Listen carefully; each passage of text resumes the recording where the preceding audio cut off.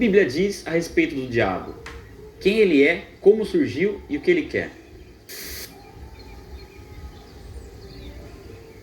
Saudações a todos, mais um vídeo do canal Vai na Bíblia e hoje iremos falar sobre o diabo, sua relação com Deus, com o homem e com o pecado. A Bíblia não somente revela a existência do diabo, como também o apresenta como sendo um ser espiritual, pessoal, extremamente poderoso e totalmente maligno.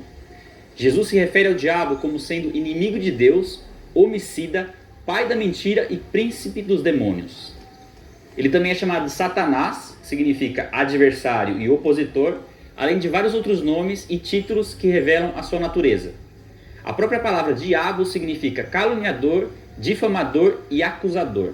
Analisando apenas os nomes e seus significados, nós já podemos ter uma ideia do perigo que ele oferece. Contudo, algo que nos traz uma compreensão ainda maior sobre as suas intenções são as informações que a Bíblia traz a respeito da sua origem, da sua queda e da sua ação contra o ser humano.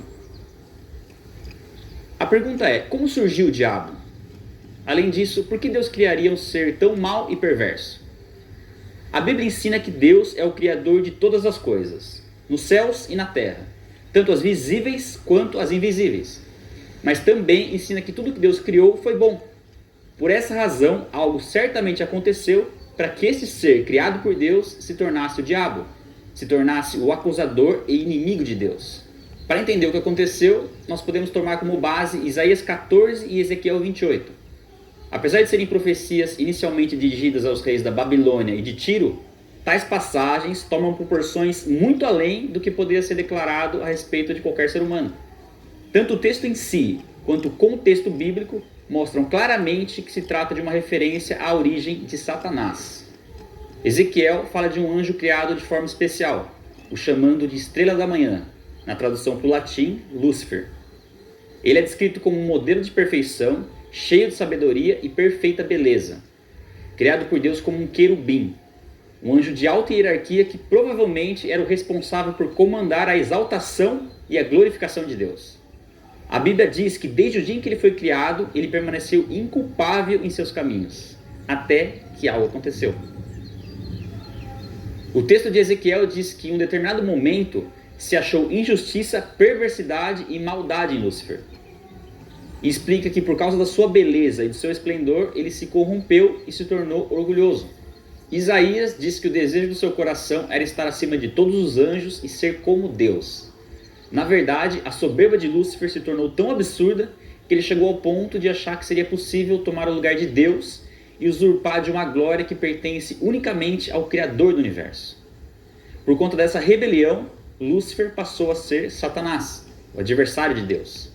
Inclusive, ao que tudo indica, durante um certo período ele convenceu outros anjos a também se rebelarem contra Deus, provavelmente oferecendo certos privilégios caso tivesse o apoio desses anjos. Mas como isso é possível? Como o mal pode ter surgido no coração de Lúcifer e também ter corrompido outros anjos, se são seres criados por um Deus perfeitamente santo? Na verdade, isso demonstra como a obra de Deus é extraordinária. Afinal, os anjos foram criados com o poder de tomar decisões morais e reais, assim como nós. Deus dotou a sua criação de uma natureza tão livre que permitiu até mesmo uma rebelião. Deus permitiu o mal, mas jamais compactou com ele. E por essa razão, Satanás foi expulso dos céus. Esse evento é descrito em pelo menos 3 passagens bíblicas. Inclusive, com base no texto de Apocalipse 12, acredita-se que aproximadamente 1/3 dos anjos caíram com Satanás.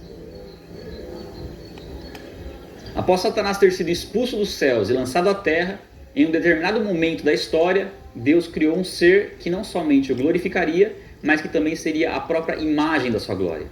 Deus criou o homem à sua imagem e semelhança. Razão mais do que suficiente para que Satanás odeie o ser humano e faça de tudo para destruí-lo.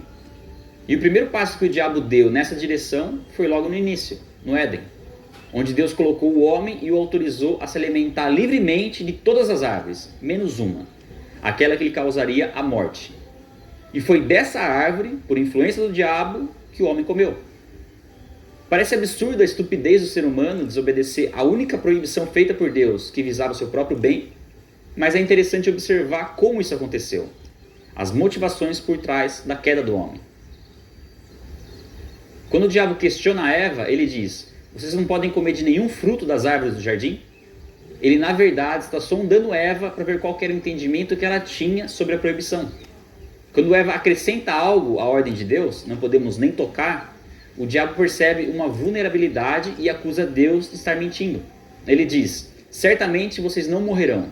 E acrescenta: Deus sabe que no dia em que comerem da árvore, seus olhos se abrirão e vocês serão como Deus, conhecedores do bem e do mal. O diabo não só disse que eles não morreriam, como também disse que na verdade eles seriam como Deus. Ou seja, com o mesmo pecado com que ele foi seduzido, ele tentou o homem que também pecou.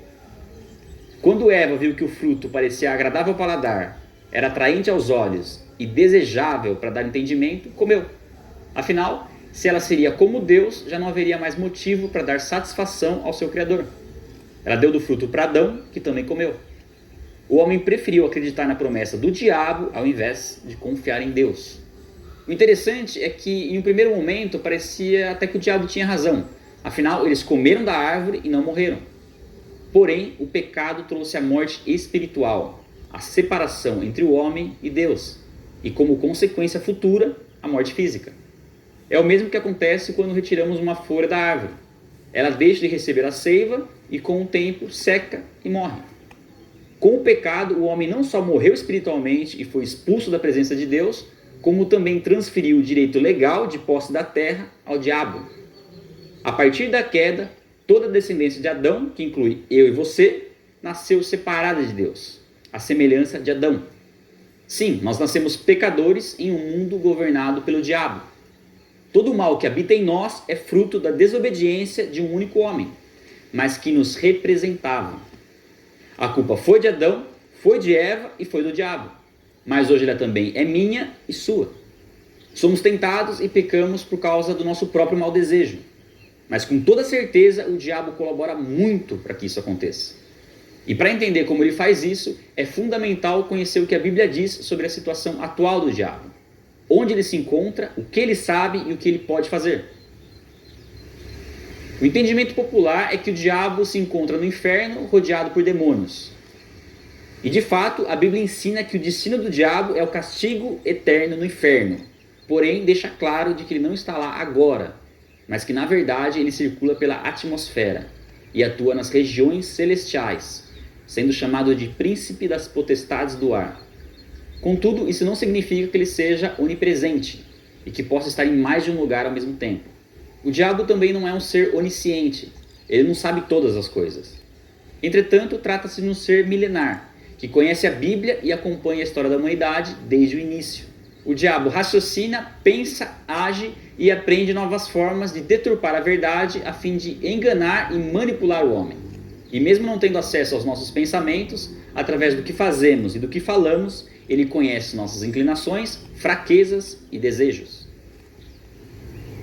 E apesar do diabo ser muito poderoso, ele também não é onipotente. Existem coisas que ele não pode fazer. Aliás, ele só pode agir dentro do limite estabelecido por Deus. E a permissão que Deus concede ao diabo envolve questões complexas, que geram certos questionamentos. Dentre eles, o principal é: por que Deus ainda permite que o diabo continue praticando o mal no mundo? A resposta não é tão simples, pois envolve a soberania, a eternidade e a onisciência de Deus. Neste momento, o diabo está colocando em prática toda a maldade que, antes da queda, era apenas uma intenção. Deus já julgou e condenou o diabo, não somente pela intenção, mas pelo que ele fez.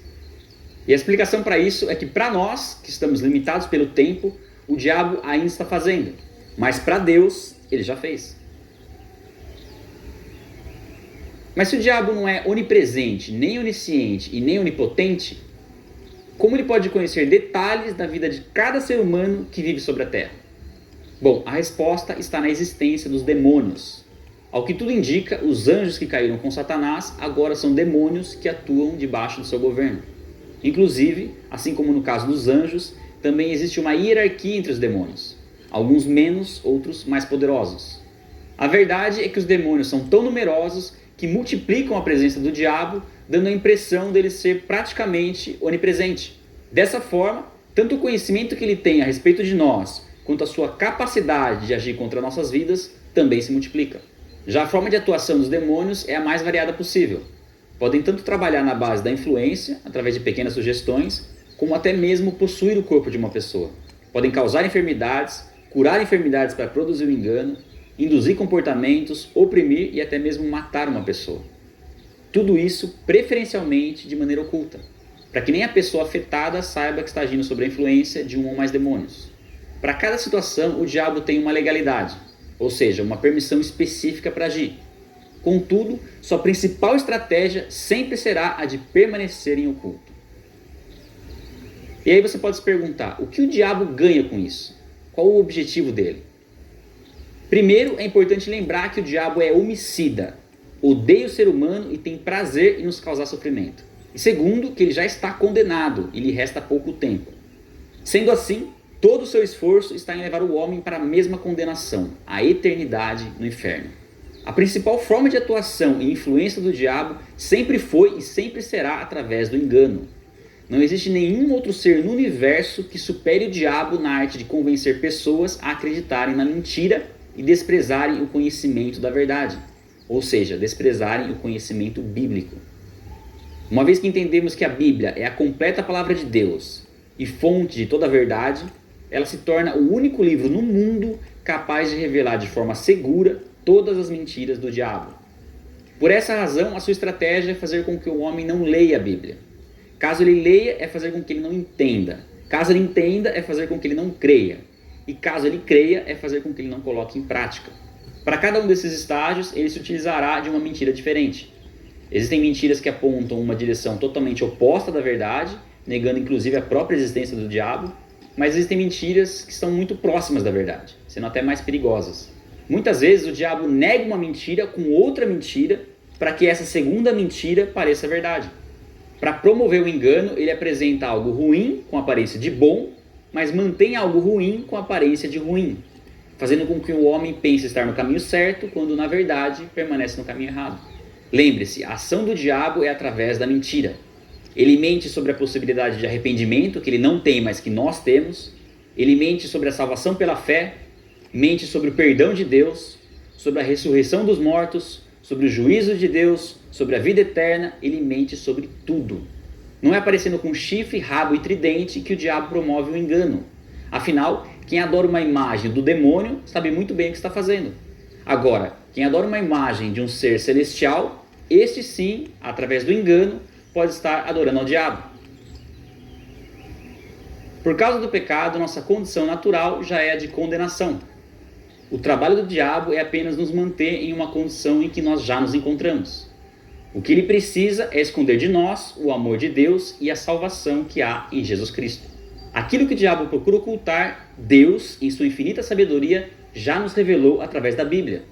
Aquele que é absolutamente justo e perfeito em tudo que faz, já julgou e condenou o diabo, mas nos deu a possibilidade através da fé em Jesus Cristo, demonstrando todo o seu amor e poder através da morte de Jesus em nosso lugar e da sua ressurreição dentre os mortos. Somente Ele pode nos livrar das garras do diabo e nos conduzir para a vida eterna.